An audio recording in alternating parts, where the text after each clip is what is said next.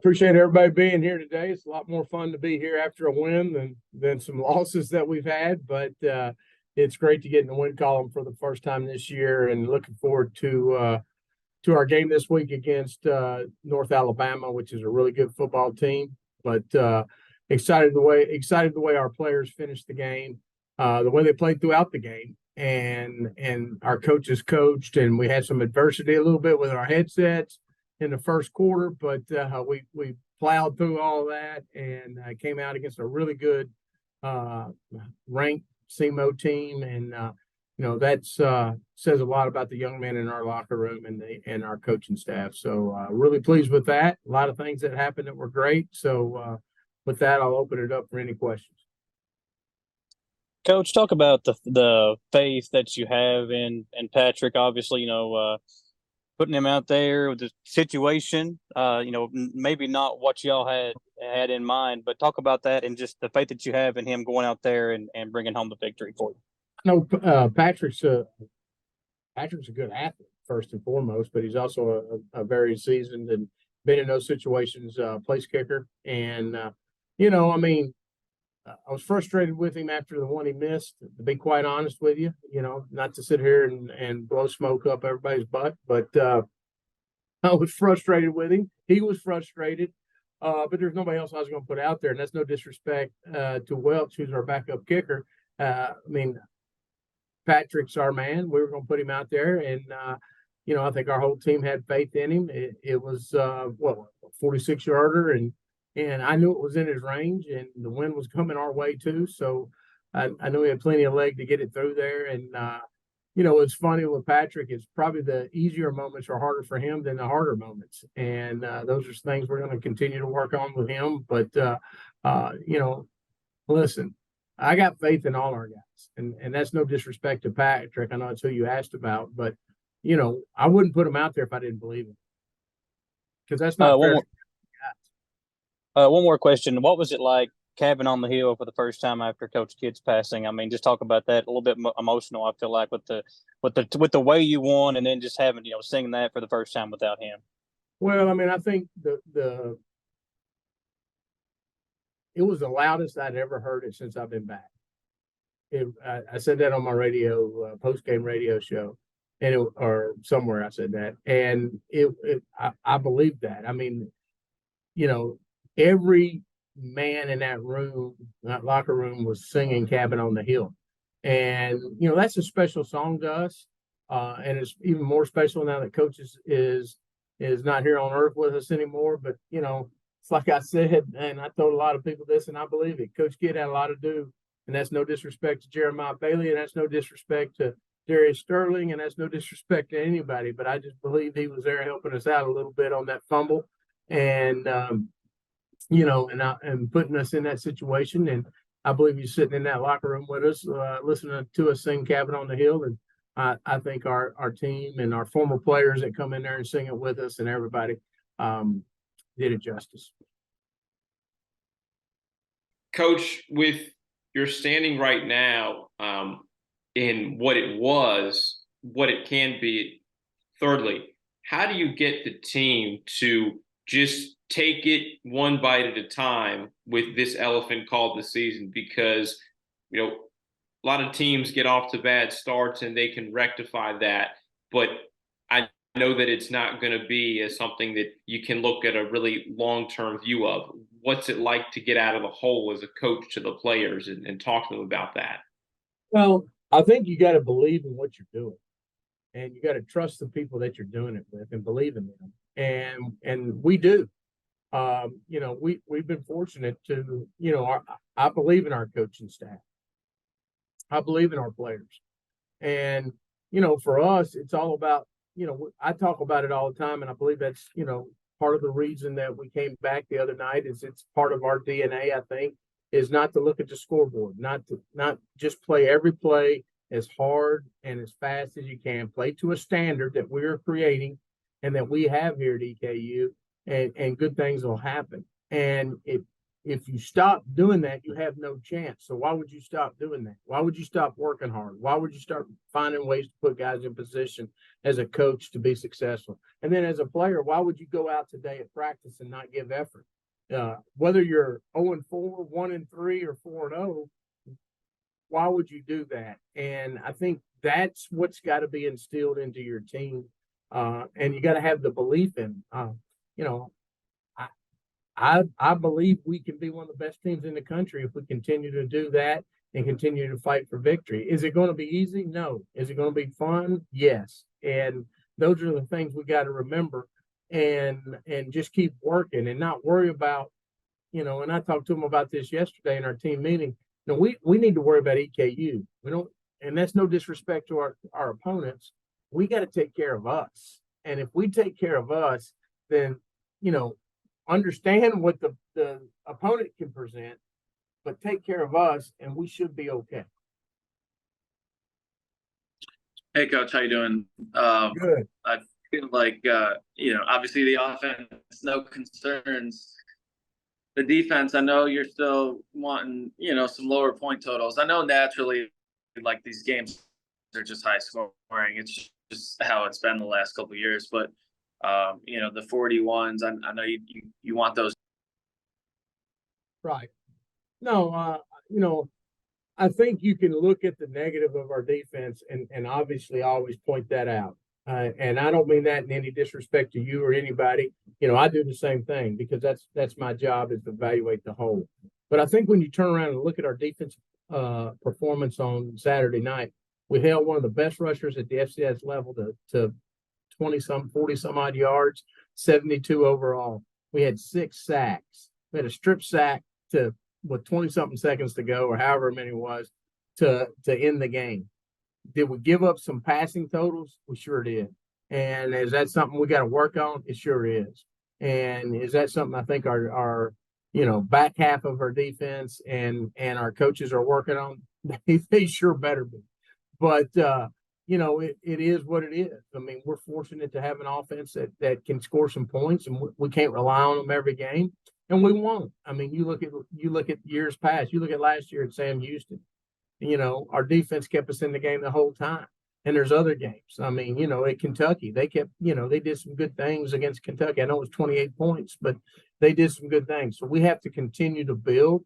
We're inexperienced on defense, and we're getting that experience each and every game. And so we got to continue to get that experience. But we got to eventually, the experience has got to take over, and we've got to do better and have an overall performance. But, I don't want to discredit what our defense did as far as stopping the run, because that was our main concern going into that game, and putting pressure on the quarterback. Because 6 sacks. I asked our team that yesterday. How many of y'all been around a 6-sack game? About 5 people raising their hand, and I don't know if they're telling the truth or not, but that ain't a lot when there's 125, 30 people in the room. Coach, talk about the importance of, starting off conference play with a win on Saturday and, just getting off to a good start there. Well, I think anytime you're playing, you want to get it with a win. I don't know if you look at our schedule and the importance of our schedule, and somebody ranked it one of the top, 5 or 6 toughest schedules in FCS yesterday. Every game is a win. Every game is important. It is important to start the conference off with a win and do the things you need to do. But, I'm sure North Alabama's sitting there wanting to get a win too. It's homecoming. A lot of great things going on down there for them. So, like I said, we got to, and this is no disrespect to them at all. We've got to worry about us and clean us up and go down there and be consistent in our performance. It's one of our core values. We've got to go down there and play the way we're supposed to play, to the standard we're supposed to play, and continue to raise that standard. And I think our young men are buying into that. And I think you see that each and every week that we play. I think we're going to find out Western Carolina is a good football team. I think we're going to find out SEMO still is a good football team.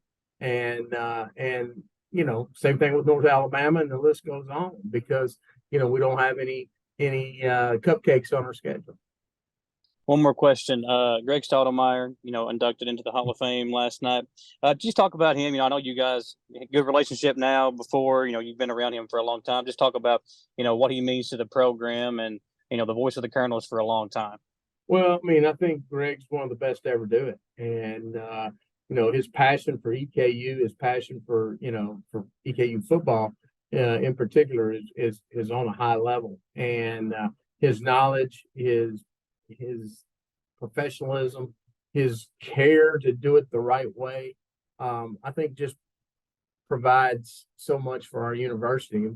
Quite frankly, I don't mean this to sound like some people are doing that or not. We probably take advantage of it, myself included, and try not to. But Greg is a professional and does a great job. He knows everything about each and every. I mean, he'll tell me stuff sometimes. We meet right after this press conference for our stuff for Saturday, and he'll tell me stuff sometimes, because of his research, and he cares so much. So, we're fortunate to have a man like Greg to be the voice of the Colonels, and I hope he's a voice for a long, long time. Jalen, you've been with the Colonels this year. Talk about what it's like playing this close to home, and obviously getting off to a big win. Now, kind of getting the season going in the right way with that win on Saturday. It's absolutely lovely coming back home. I actually have a lot of friends and family that come to games, and it's just good to play in front of them. In my last school, it was 9 hours away, so it was pretty tough. My parents actually came to every game. They said they was gonna make it to every game, and they actually did. So, I mean, I love that. But like having my cousins, having my other brother, like having them come to the game is amazing. And then getting that win this past weekend, it was huge. I mean, I feel like for us, no one really loses faith, like going into practice or anything. Like we all have confidence and we know what we're capable of. We know we had 2 heavy hitters beginning of the season, so we saw that. But like Coach Walt always says, we always expect to win going into a game. So, I mean, that's how we feel about the rest of the season. He always tells us our biggest game is going to be the next one, and that's the mentality that we have.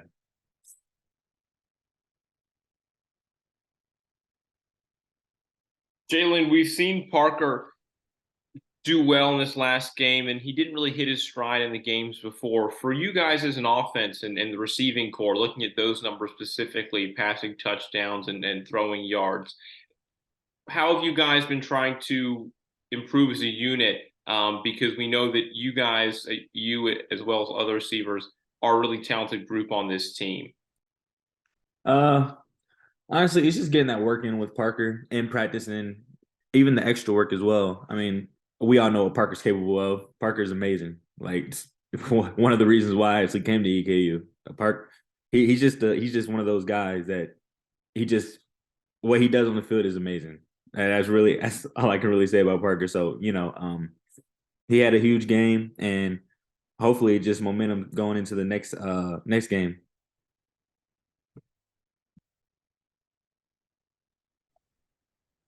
Jalen, you guys have a wide receiver room that you've got Jaden Smith, who's obviously been around, but a lot of you guys, it's either guys who are new to the program or guys who haven't really been in primary roles yet. What have you seen from that room just in terms of a hunger of guys wanting to get on the field, wanting to contribute, and really make their moment, and maybe haven't had one yet before this season? Our receiver room is so deep. Honestly, I feel like Coach Cox has the hardest job. He has to decide who he wants to be put out there on the field because there's a bunch of talent and there's a bunch of other guys that we're all hungry to get that opportunity and make plays for Parker, for the team, for everybody. And it's good to have that little competition within the group because it makes everybody better. It just brings the best out of all of us. So, I mean, everybody's going to get their opportunity this year, and that's just how we feel about it. Jalen, obviously the home opener was, emotional. It was a tough loss in a lot of ways. So you guys come back, have this emotional win. Just, how are you guys feeling? And, going into conference play, obviously, it's every week is huge. You guys, we talked last week about, building a winning streak. They did it last year. They could do it again. Just how do you guys kind of continue to keep that rolling? Like I said, it's just showing up to practice every day, believing what the coaches tell us, actually just wanting to show up and work every single day. I mean, if we get comfortable over one win, then that's not really going to do much. we still gotta keep that hunger, and we just gotta be hungry going on to the next few games. And if we do that, I believe we'll be fine. And I remember when you played quarterback at Bryan Station, I was on a call. I think it was your senior year, and you all beat Madison Central, and you kind of single-handedly beat Madison Central. But being a former quarterback, do you think that kind of helps you and Parker? Maybe you see some things that I know he sees a lot, but maybe you can see something that he might not see. You can kind of have that connection with him. Yeah, there's some times where I'll see something if I'm on the side or even on the field, I'll see it and I'll come over there and talk to him and tell him what I see. And he'll be like, yeah, I saw the same exact thing. So just being able to have that connection with him and be able to talk it out and understand, and we're on the same page, it just makes everybody's job easier because he knows that it's one less person that he has to tell or that he has to worry about, you know? What's up, Ryan? Obviously you were all up there in the backfield, but making things happen. But the defense overall, as I asked Coach, the point totals obviously are a little higher than what you guys want. How do you guys as a unit continue to improve and kind of bring those down, help out the offense a little bit? Well, we have to continue to communicate as a defense. We have to get better at working together, and especially in the secondary. I know as the D-line, we finally got it to where we were rushing more as a unit this time around during the game. As you can tell, we accumulated the most sacks we could, but it's just overall trust and communication throughout a defense. You have to know that your guy's going to be in that gap for you. You have to know where your fits are. You have to know where your reads are. It's all stuff that you have to work on throughout the season. We have to build chemistry with each other. It's something that will continue to get better as we go along.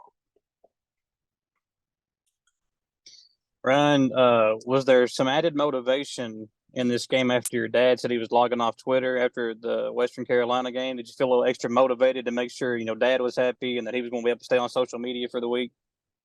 See, I didn't even really know about that, actually. I'm surprised he didn't tell me.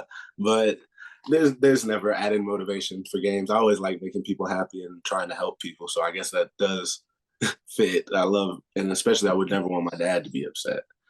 But no, the only motivation I needed was the ability to play. I wanted to play against these guys. I wanted to really, really get after them, especially the center had all these accolades and awards or whatever. And I just wanted to prove that I belong to. Well, we've had him on the Tailgate Show the last 2 weeks, and he predicted that there might be a big defensive play that would help win the game, and that's kind of what happened. So, next question, talk about what it's like as a defense, knowing that you're never really out of a game when you've got the kind of offense that you all have. Obviously, you're going to have to make some plays throughout the game, but knowing that Parker and those guys can make a deep run or, put a long drive together to get you back in a game, or y'all can strike quickly as well. So as a defense, do you guys talk about that? What's it like knowing that those guys can help you come back from 17 points on 2 different occasions?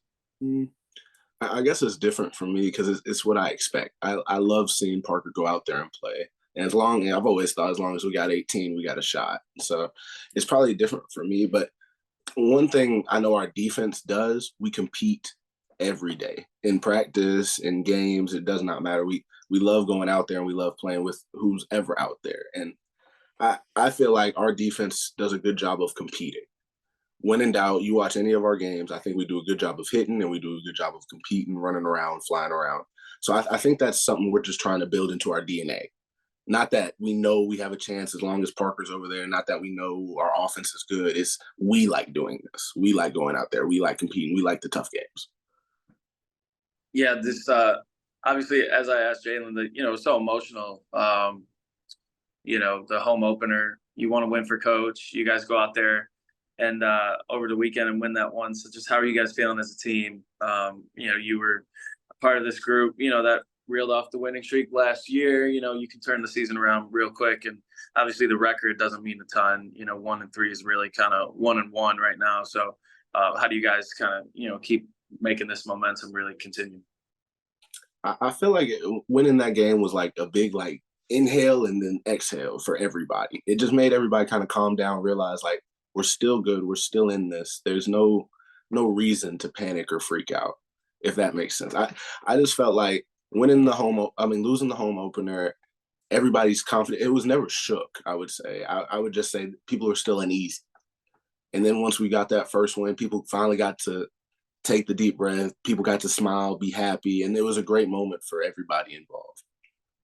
Patrick, to start off, can you talk us through kind of what was going through your head as you guys are going out? Obviously, you had to hurry out to get lined up before they called the timeout. Can you kind of take us through your mindset in the I guess the 18 seconds before that timeout got called?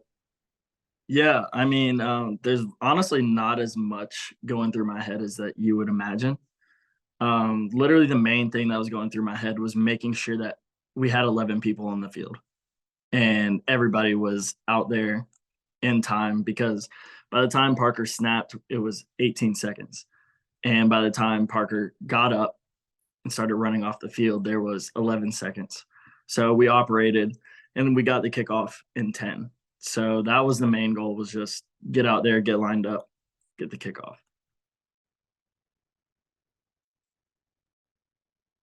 Patrick, when you finally transitioned from your role, as you kind of just describe it as on-field manager for 11 guys on the field, which I find interesting, to getting the kick up and good, what was going through your mind from when the football left your shoe to when everyone's just mobbing the field, including Rickson running in a three-piece suit?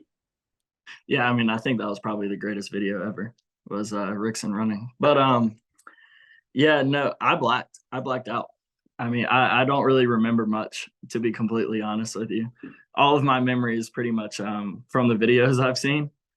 I remember the ball leaving my foot, and then the next thing I remember is jumping up with Tyreek Henderson on the side.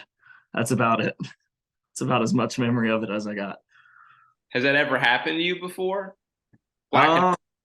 Blacking, I've never blacked out for a field goal. Last season when I had to go in and punt it was my first ever college punt. That one, the anxiety was up there a little bit, and I remember it all, but it wasn't as fluid as field goal would be. But yeah, no, this is the first field goal where as soon as the ball left my foot, I don't remember anything. Obviously, it's been a crazy week. You have the moment in the home opener. Obviously, that kick didn't go the way you wanted. You bounce back with this one, just the up and downs, right? I mean, how are you feeling after missing that kick in the home opener compared to obviously making this one? Yeah, I mean, missing the home opener one, that one hurt a lot. I took it upon myself a lot. I took a lot of self blame for that one, because I mean, it was 40 yards right half. I should make that 9 times out of 10. I should make that every time. So I took that on pretty personal. And then this past week, I mean, I lived on the right hash during practice. I didn't move from it because I didn't want to miss from the right hash ever again. But yeah, no, it was a lot of emotion making it this week. Just built off of last week, then built off.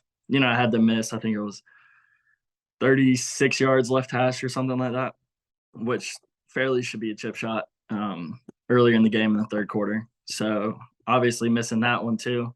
And then just being able to come back and have redemption, towards the end of the game.